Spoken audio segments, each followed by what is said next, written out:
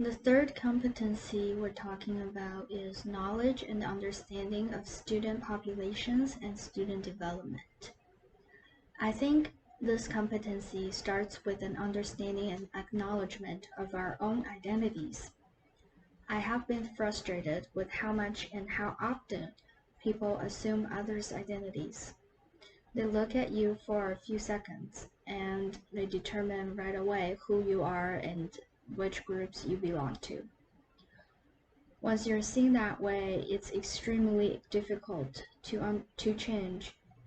It, it doesn't matter how hard you try to explain yourself.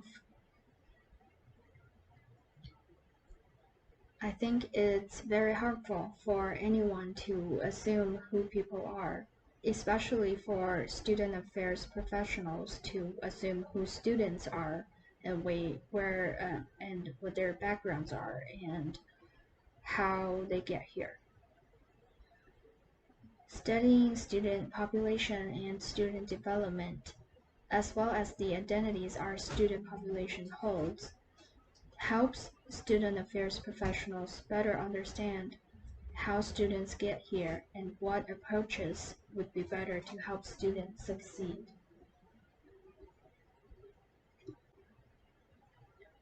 It's crucial for us to understand our own identities and backgrounds in order to better understand and serve others.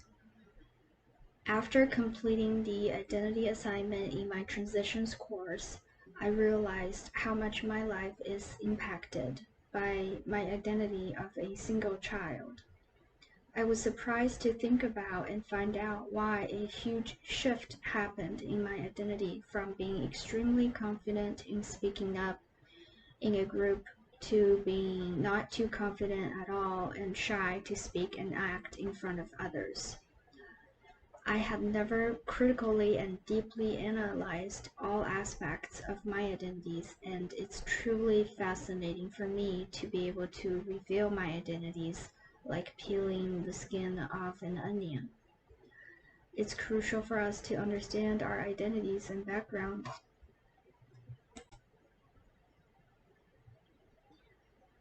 In the first student development course I took, I dove into myself and reflected on my own identities. In our class discussions, I talked about how the only identity I think about the most is my identity as a daughter. I am the only child in my family, and in Chinese culture that I grew up in, it's the most important for every child to filial piety is the most important of all virtues. As an only child, I have a huge family obligation that forces me to do things as my parents please. I was trained to obey my parents and teachers. Even though as I become older, I realize that I need to have a life of my own and start thinking about myself instead of thinking about my parents all the time. The decisions I make are still impacted by the fact that I am the only child of my parents and I need to make them proud.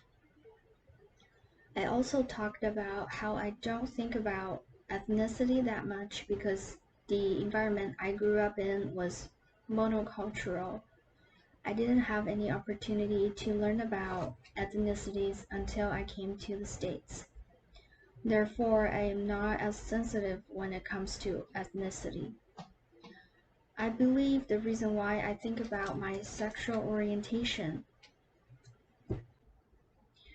I also don't think about my sexual orientation as often because I identify with the majority in this matter.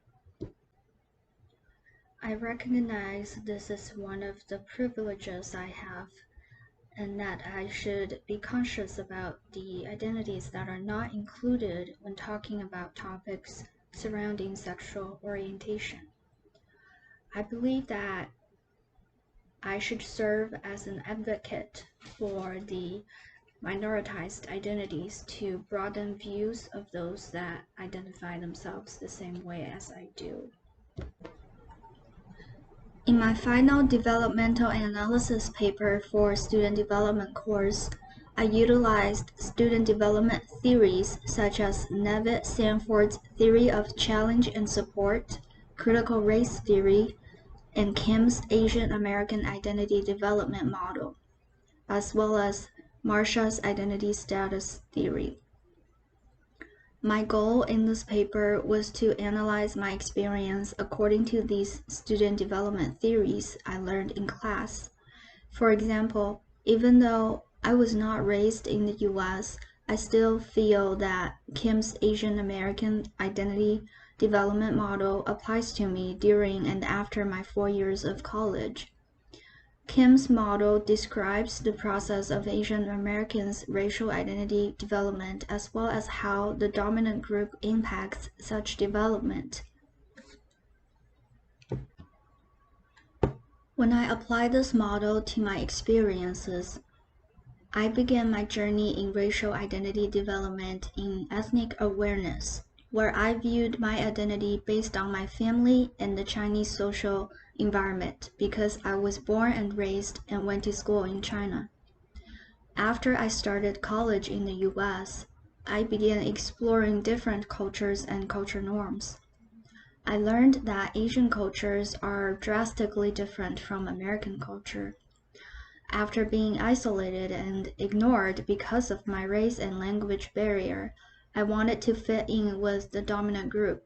I entered the stage of white identification with a desire to be accepted into the white world.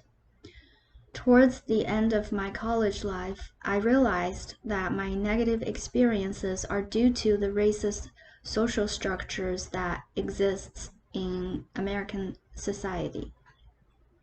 I entered the stage of awakening to social political consciousness because I realized that I did not want to or need to be white to fit in.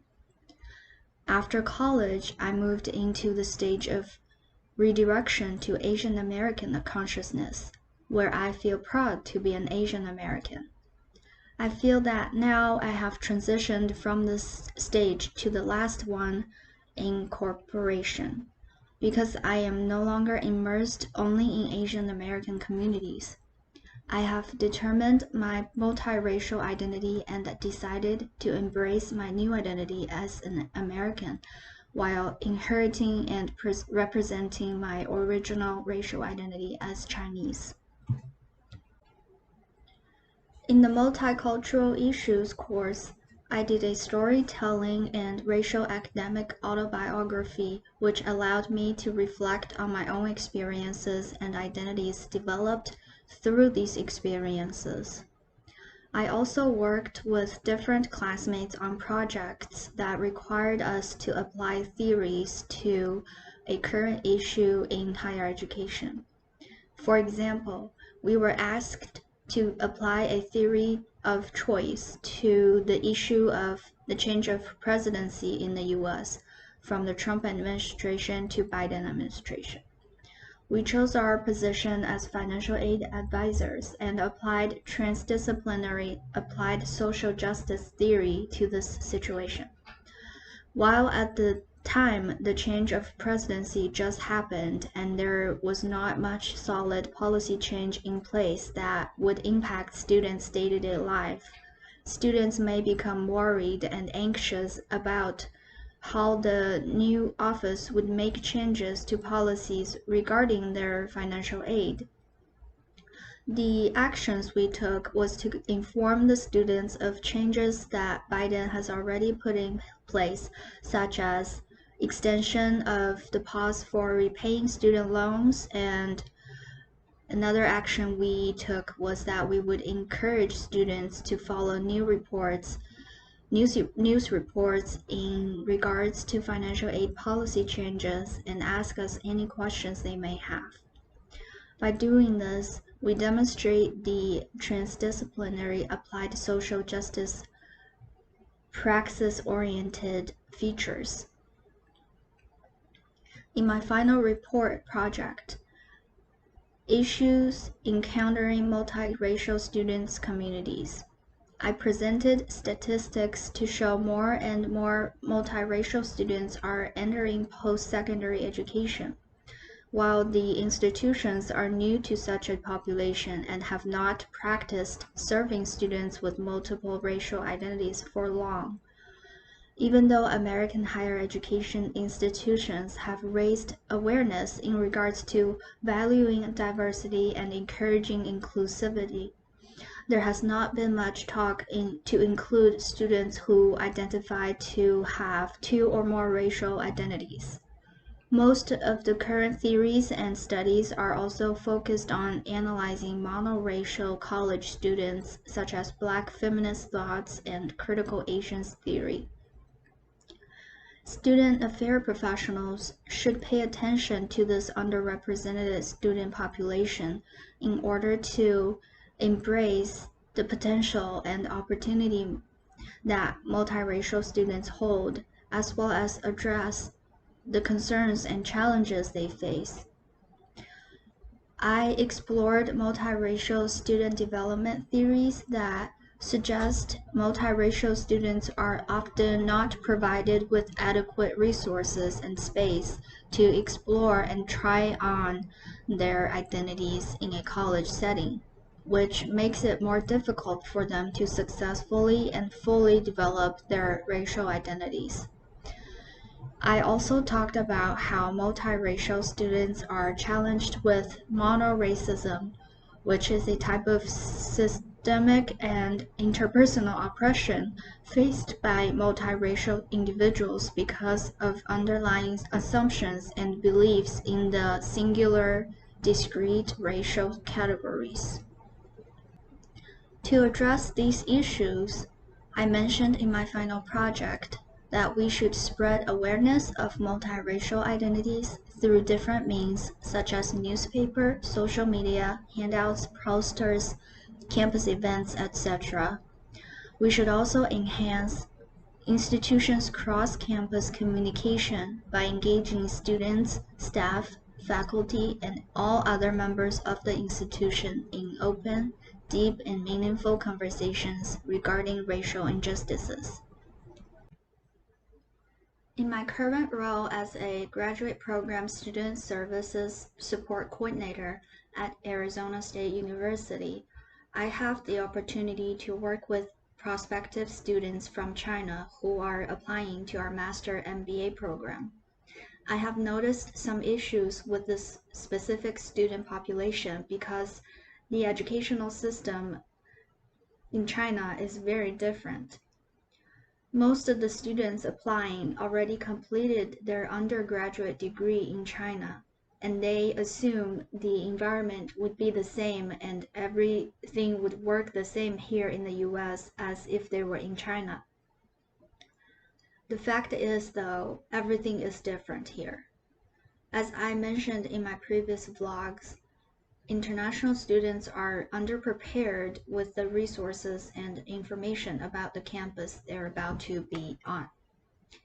I think what student affairs professionals can do to help with this is to send as much information as they can, such as videos of, for example, a day in college or some information about functions of different positions on campus to the prospective students, and